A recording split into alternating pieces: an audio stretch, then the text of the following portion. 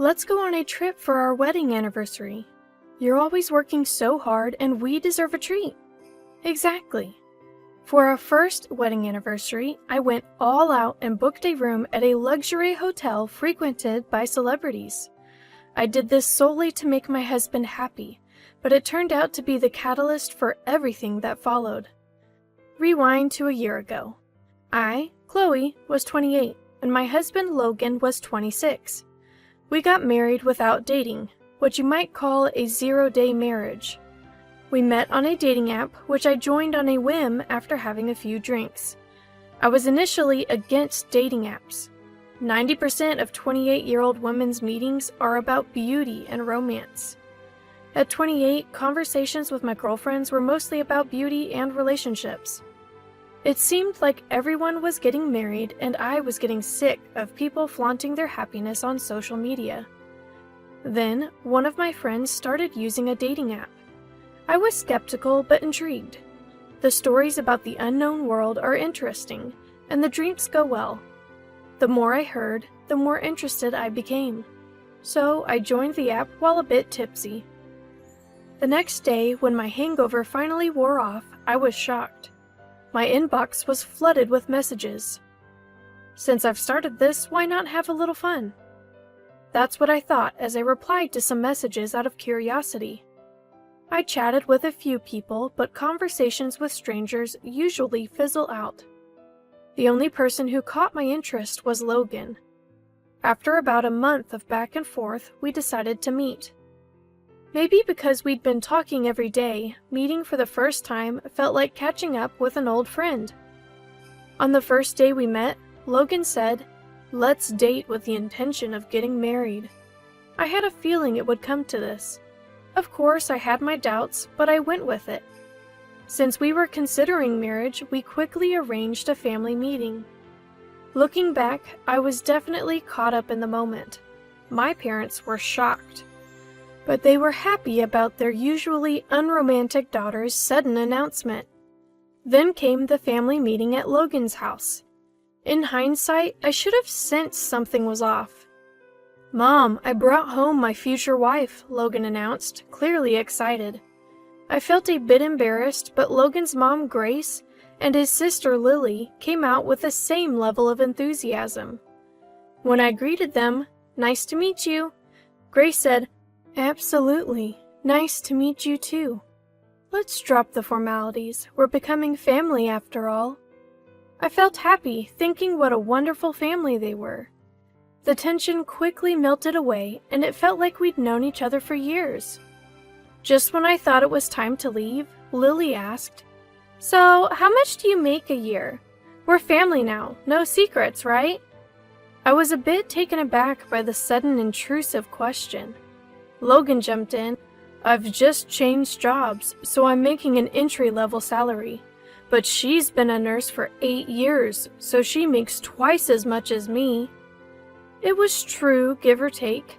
I didn't want to get into details, so I just laughed it off.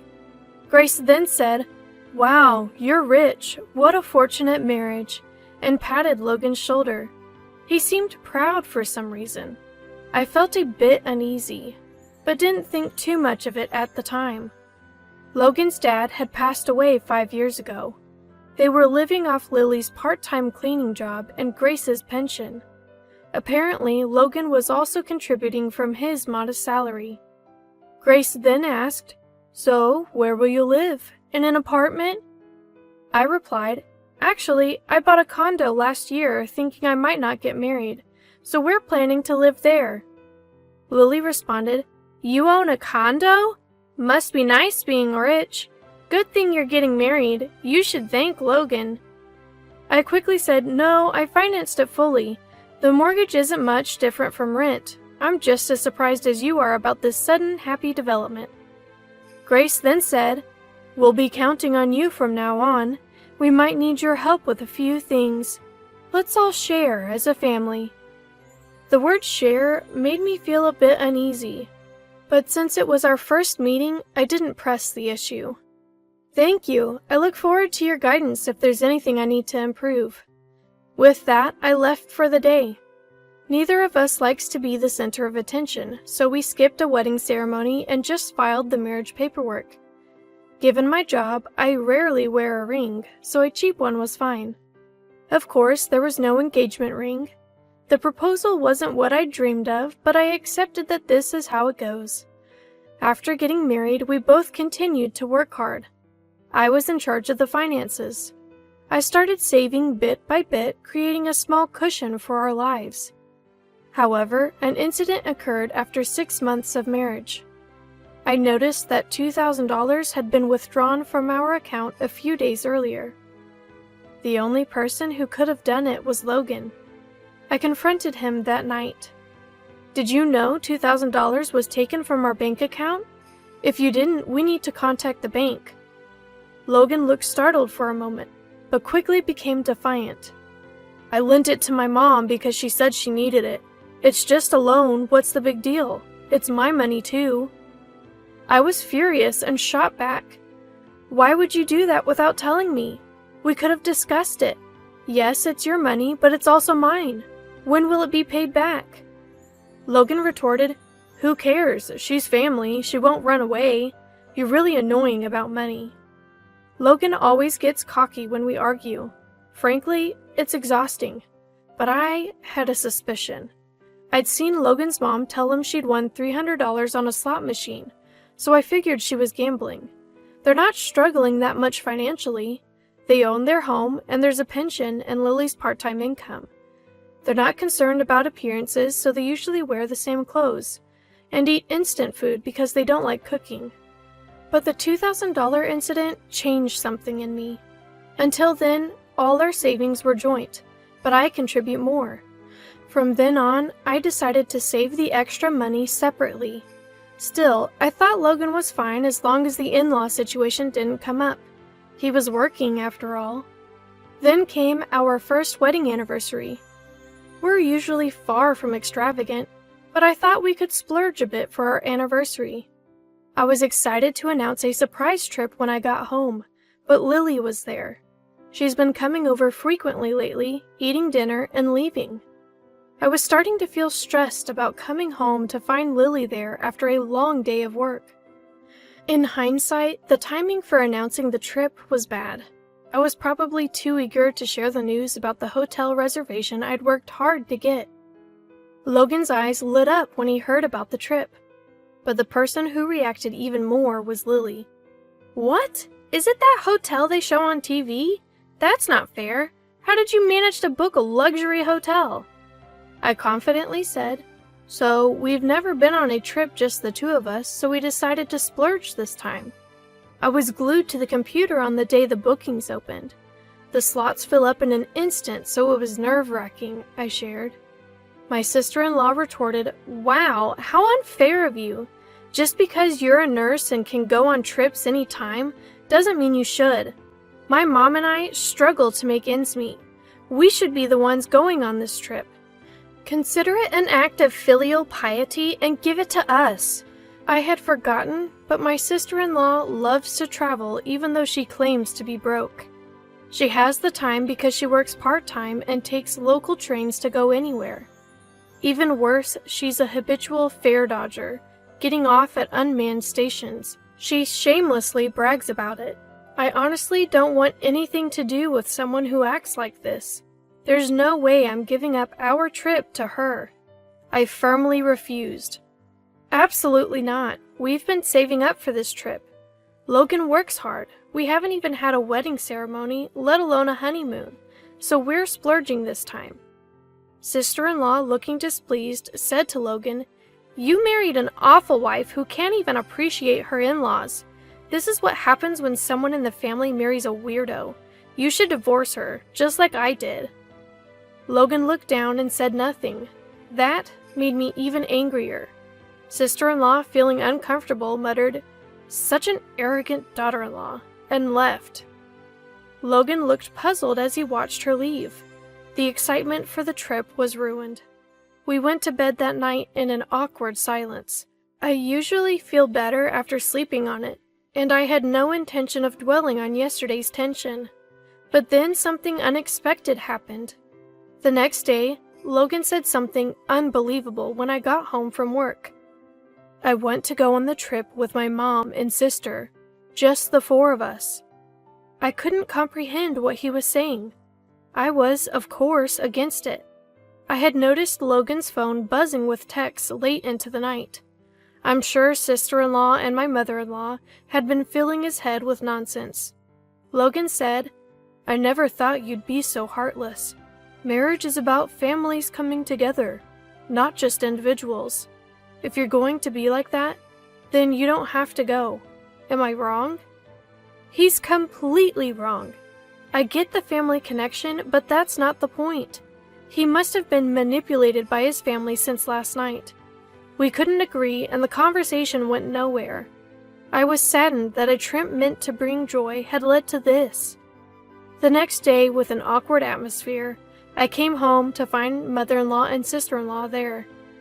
Mother-in-law said with a smug look, "Oh, welcome back. We've settled the trip issue. Stop fighting. The trip will be for me, my daughter, and my son." I was too shocked to speak. I asked Logan, "This makes no sense. What happened? Explain." Though I doubt any explanation will satisfy me. Logan said, "It's just as my mom said. I told her about our recent issues and she came up with a solution. I'm going, you're staying. That's it." I finally lost my temper. What? That's not a solution at all. Why are you guys even going on a trip? Are you all out of your minds? 3 of you and not one sensible thought among you? Logan explodes with anger. "Watch your mouth. Your job is to work and bring money home. That's your only purpose in life. You're just a leftover nurse. That's why we got married. Just work and stop complaining." Yes, that's right. Logan shows his true colors as a psychologically abusive husband. He hurls insults like you'd see in a drama. I start to feel foolish for all the effort I've put in for Logan so far. My sister-in-law, who has been watching all this, says, "Well, whatever, we're going on that trip. Fighting won't solve anything. We're leaving, so make up already." I can't take it anymore. I can't stand how he's dependent on his mother and sister. I want to cherish those who cherish me, but I don't need to cherish Logan or his family anymore. My feelings have cooled off so much, it's like I've been dreaming this whole time. I don't want to go on a trip with someone I dislike so much. If your family is so important to you, I want a divorce. There's no point in being together anymore. Let's divorce just like Lily suggested. I can't think of any other way, I say. Fine. Let's talk about it seriously after the trip. For now, the trip is the priority. This is getting nowhere. I don't want to go on this trip anymore. I decide to give in and let his family have their way. When I tell Logan, he says, "I knew you'd understand. That's why you're my wife. I'll buy you a souvenir. You probably want some time alone, too. Just relax." Logan is excitedly calling his mother-in-law. His joyful laughter irks me. But that's okay. I've made up my mind. I contact the hotel and change the reservation to Logan's name. I even managed to change it to a trip for 3 people on the day of the trip. I take a day off to see them off. The 3 of them leave completely excited. They even bring suitcases for just a 1-night, 2-day trip. I can't help but laugh at the sight. Now, I'm super busy. I have a life-changing task to accomplish in these 2 days. First, I move all of Logan's belongings to a rented storage unit. I'm a minimalist, so I don't have a lot of luggage. I get help from a friend at work and we finish in less than 2 hours. Now Logan has no reason to come back. This condo is in my name, bought when I was single. I never want to let him in again. The locksmith I'd booked arrives. In just over an hour, Logan can no longer enter the house. I've also consulted with a lawyer named Mason about divorce. I bring audio evidence of the psychological abuse and Mason says, "This is a guaranteed win. Please let me represent you." I don't have to be directly involved in the divorce talks anymore. And here's the funny part. Logan and his family somehow think the hotel is prepaid. I never said it was. I had only made the reservations. I even ordered a fancy cake and champagne, planning a surprise for our anniversary. Of course, all of it was to be paid at checkout. They must have had a blast thinking it was all prepaid. Like a Last Supper. The next day. As expected, my phone won't stop ringing around checkout time. I ignore it, all within my expectations. I'm amazed at the audacity of his family, staying at a luxury hotel with no money. I can almost see the Logan family turning pale at the bill. And eventually, they end up in police custody. I wash my hands of it. I have one last gift for this troublesome family. I mail the divorce papers and the key to the storage unit to Logan's family home. Not a single item of Logan's remains in my condo. My cozy space from a year ago is back. I prepared before anyone else, foreseeing that the divorce would be contested. Mason will handle everything. Eventually, his family scrapes together enough money to pay for their luxury trip and get released. They were already poor, and this just made it worse. When they returned, they kicked my condo door, and my neighbor called the police. Given that we're in the middle of divorce mediation due to psychological abuse, Logan gets slapped with a restraining order. His family can't afford a legal battle, so they quickly agree to the divorce. I also claim compensation in the divorce proceedings due to the psychological abuse. And just like that, I'm single again, easier than I thought. His family seems to be relying on my ex-husband's income for a while. He probably couldn't quit gambling. Their problems continue. Logan, who couldn't hold a job, often overslept and took days off, which is unacceptable for an adult. When I pointed it out, he silenced me, saying he's prone to mental illness. That made me shut up, yet he had the nerve to argue with his boss and quit. His sister is also unemployed for some reason. They're struggling financially more than ever, refusing welfare and accumulating debt. I even saw a menacing guy lurking around their home recently. It felt like a scene from a movie. As for me, I'm stress-free and doing well at work. I can cut corners on housework since it's just me. Financially, I'm better off post-divorce, which was unexpected. And I even got promoted to supervisor. It's a challenging job with responsibilities, but I enjoy it. I wasn't planning on dating for a while, but I started seeing Caleb, a doctor who had been a confidant before my marriage. Unlike someone I know, Caleb is financially and emotionally stable. But now, I'm extremely cautious about marriage. One thing's for sure, dating apps aren't for me. I still believe in natural encounters.